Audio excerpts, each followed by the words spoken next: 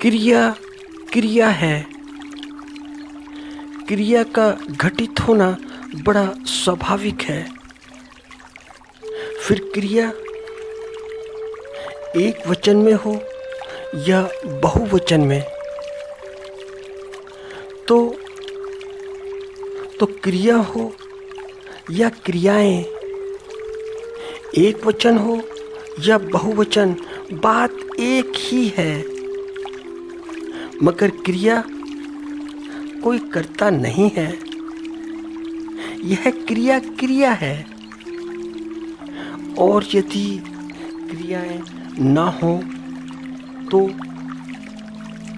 और क्रियाएं घटित ना हो तो बड़ी अस्वाभाविक घटना है, बड़ी अप्राकृतिक, बड़ी अनैसर्गिक। फिर क्रिया शरीर की हो या मन की होगी ही, क्योंकि दोनों का स्वभाव सारा का सारा क्रियाशील है। और इन क्रियाओं का घटित होना प्राकृतिक व्यवस्था है, प्रकृति की प्राकृतिक व्यवस्था। ऐसी व्यवस्था कि हर शरीर के साथ उचित समय पर होती है। तो उचित समय पर उचित क्रिया और प्रतिक्रिया शरीर में ही व्यक्त होती है, शरीर से ही अभिव्यक्त होती है। और जैसे शरीर से अभिव्यक्त होती है, वैसे ही मन से भी व्यक्त होती है। जैसे कि छोटी सी बात लो कि रात्रि में शरीर का स्वभाव निद्रा है, नींद है, तो नींद तो आएगी ही। यह स्वाभाविक घटना है, बड़ी स्वाभाविक। और यदि यह स्वाभाविक घटना, नेचुरल घटना घटित ना हो, कि जैसे यदि नींद ना आए, तो फिर घटना बड़ी अस्वाभाविक है। जैसे कि क्षुधा, शरीर की क्षुधा, शरीर को भूख लगे तो ठीक है, और यदि शरीर को भूख ना लगे तो समझ लो कि कुछ शरीर के साथ गलत है, कुछ गलत। ऐसे ही जैसे कि शरीर की क्रियाएं हैं, वैसे ही मन की भी क्रियाएं हैं। मन की भी दैनिक दिनचर्या, वहाँ पर मन का क्रियाशील होना बड़ा स्वाभाविक है, होना ही चाहिए, होता ही है।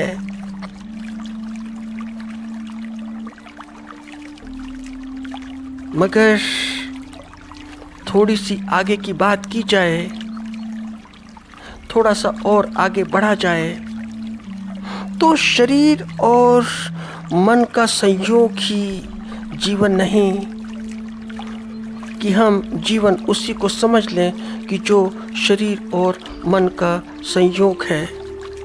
वहाँ पर एक तीसरा तल भी है, तीसरा धरातल भी है, तीसरी भूमि भी है। और ऐसी भूमि कि जहाँ पर मन और शरीर की सारी क्रियाएं चलती हैं, सारी क्रियाएं, मन और शरीर के सारे खेल चलते हैं। और कहाँ पर चलते हैं? वह है चेतना, कॉन्शियसनेस। और जो कॉन्शियसनेस है वह स्थिर है, स्टेबल। उसमें कभी कोई परिवर्तन नहीं होता, कैसा भी परिवर्तन नहीं होता। वह स्थिर और स्थिर भी ऐसी कि उसकी स्थिरता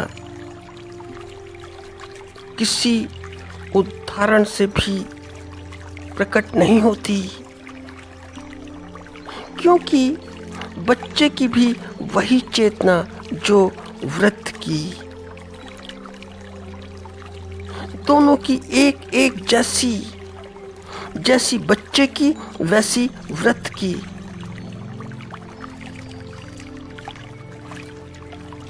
तो कभी कभी तुम्हें अनुभव होता होगा कि आयु तो बढ़ गई, आयु तो आगे आगे निकल गई, आयु के हिसाब से शरीर में इतने परिवर्तन भी हो गए, मगर तुम वैसे के वैसे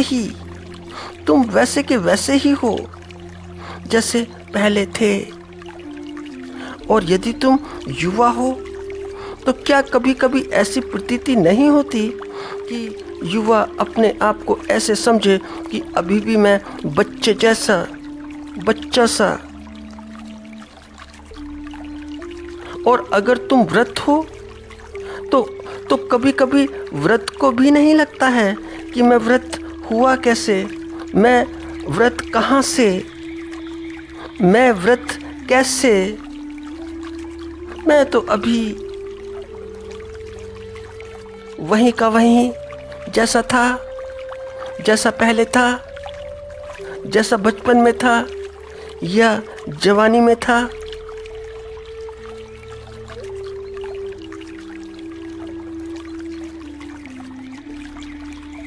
स्वाभाविक है ऐसा होना, क्योंकि जैसी चेतना बचपन में है वैसी ही वृद्ध काल में भी।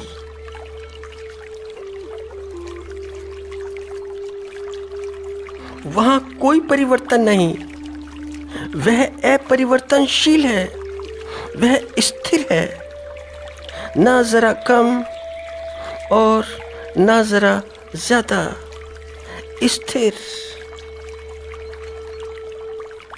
और वह चेतना, उस चेतना का स्वभाव बड़ा निरपेक्ष है, उसकी दृष्टि बड़ी निरपेक्ष है। चेतना की दृष्टि योग की है, योग दृष्टि, ऐसी योग दृष्टि जो हटती ही नहीं, हटाए से भी नहीं हटती, ना सोते ना जागते, ना उठते ना बैठते, ना खाते ना पीते। बात को ऐसे समझो कि जैसे रात्रि में नींद शरीर को आती है, शरीर को, तो शिथिलता मन में आती है, मन शिथिल हुआ जाता है। यह मन का स्वभाव है। मन है तो चंचल मगर शिथिल हुआ, थोड़ा बहुत शिथिल तो है, मगर उछल कूद जारी है अभी भी। क्योंकि उछल कूद जारी है तो सपने, तो ड्रीम्स,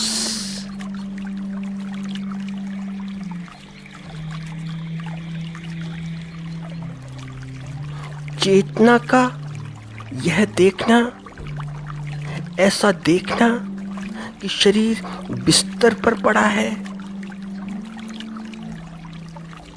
शरीर बिस्तर पर, चेतना का ऐसा देखना, चेतना का अपने शरीर को देखना बड़ा अद्भुत है, बहुत अद्भुत। मगर यह जरा गहरा अनुभव है। गहरा इसलिए क्योंकि हम तो जागते हुए भी अपना शरीर नहीं देखते हैं, जागते हुए भी हम अपने शरीर को छोड़ देते हैं, बाकी सारे शरीर देख लेते हैं, अपने शरीर को छोड़कर बाकी सब कुछ देखते हैं। तो सोते कैसे देखेंगे? तो सोने में यह कैसा संभव है? तो जिन कीमती लोगों को जिन कीमती लोगों को ऐसा कहा गया है कि ये निद्रा जयी हैं, निद्रा जयी, निद्रा पर जय पाने वाले, मतलब कि नींद को जीतने वाले। भाव ऐसा कि इन्होंने नींद जीत ली है। जैसे कि लक्ष्मण जी को कहा जाता है कि गुड़ाकेश, गुड़ाकेश उन्हें इसलिए कहा जाता है क्योंकि उन्होंने निद्रा पर विजय प्राप्त कर ली है। और निद्रा पर विजय प्राप्त कर ली है, यह कहना उचित नहीं।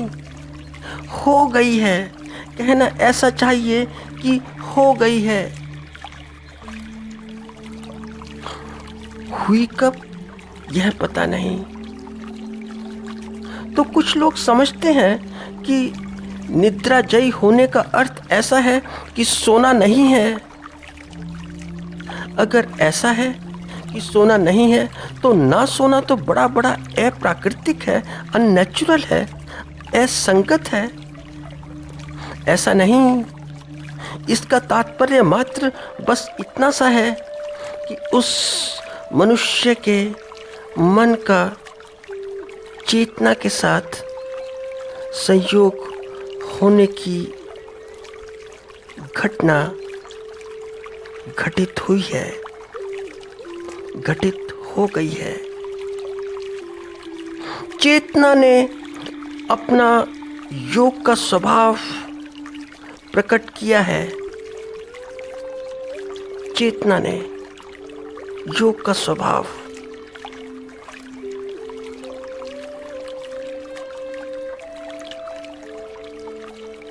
तो जागते की बात छोड़ो, जागते स्वभाव प्रकट हुआ ही है, मगर सोते हुए भी निद्रा में भी संयोग हो गया है चेतना का मन से।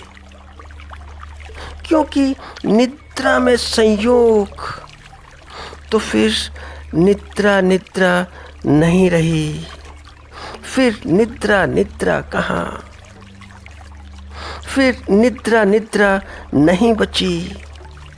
यह योग निद्रा है, योग निद्रा।